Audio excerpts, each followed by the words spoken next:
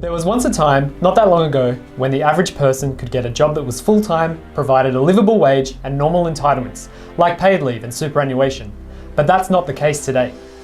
Insecure and casual work have become the norm in Australia, especially for young workers. The idea of a permanent wage job with normal entitlements now seems like a far-off dream.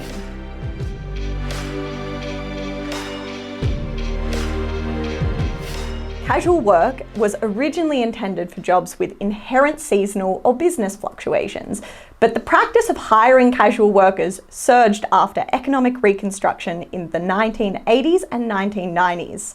Now it's common in most industries and occupations. But casual work is just one form of insecure employment. Other kinds of insecure work include most part-time jobs, labour hire, and other temporary positions. Many employed as contractors, most self-employment, especially sole traders with no employees, and workers in the gig economy.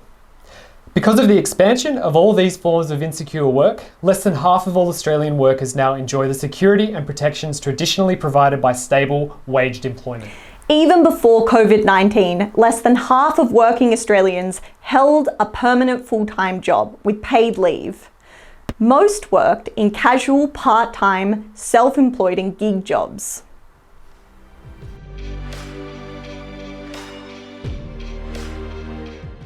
In previous decades, around 70% of workers held a full-time, permanent job with entitlements. Casual and part-time work was actually rare. This meant people had job security, and this underpinned steady progress in the living standards through the post-war era. Today, the opposite is true. Employment is far more precarious, and this is contributing to insecurity, inequality, and family and social stress. So why are insecure work practices like casual, labour hire, and gigs on the rise?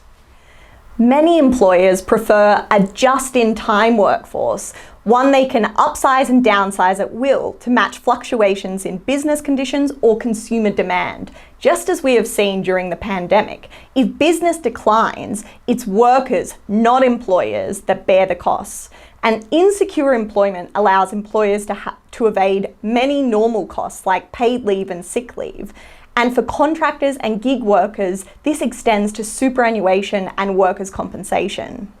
But there's another, more insidious motive pushing employers to expand insecure employment. When workers are permanently on edge, wondering if they'll have a job next month, they're more likely to accept employer demands, no matter how unfair they are. They won't ask for a raise.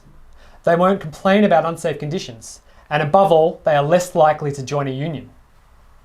In short, a permanently insecure workforce has been a deliberate goal of long-run efforts of the business sector to exert more power and control over workplaces and workers.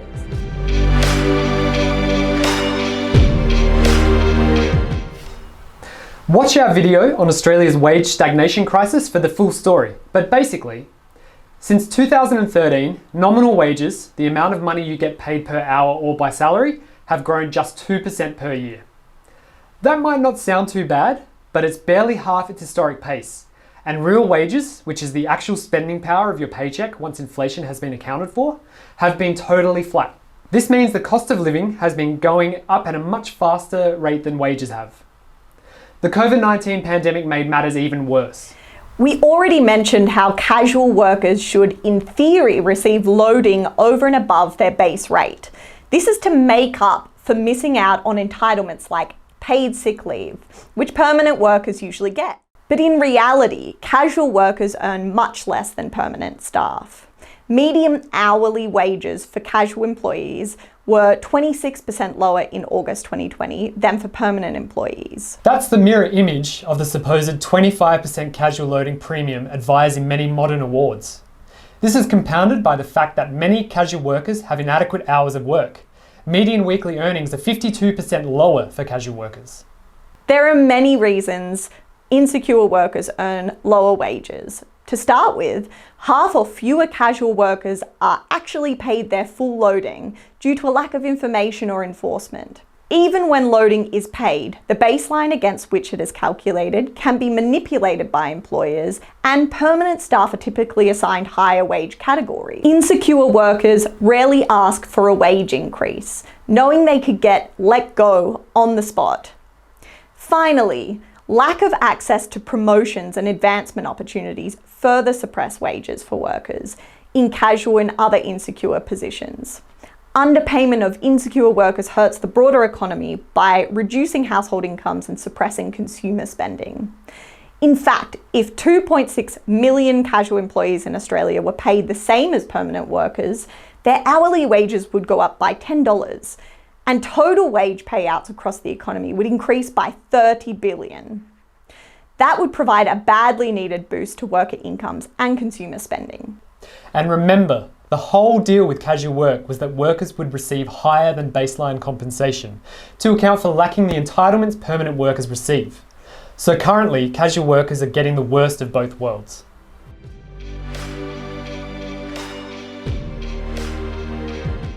The overuse of casual and other insecure work produces other harmful impacts for workers, their families, and society.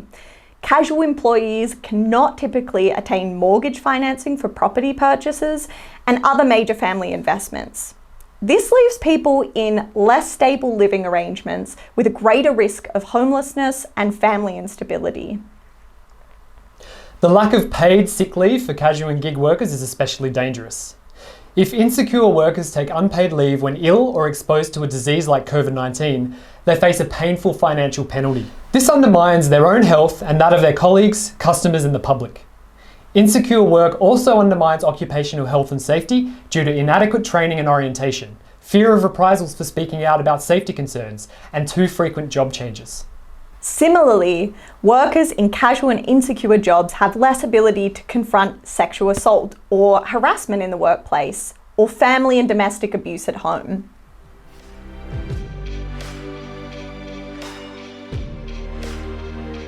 Without urgent changes in policy, the expansion of insecure work in all its forms will certainly continue. Previous recessions in the 1980s and 1990s produced a permanent uptick in casual employment. A similar outcome is likely after the COVID-19 pandemic and recession. Insecure work will be further reinforced by the coalition government's 2021 changes to the Fair Work Act.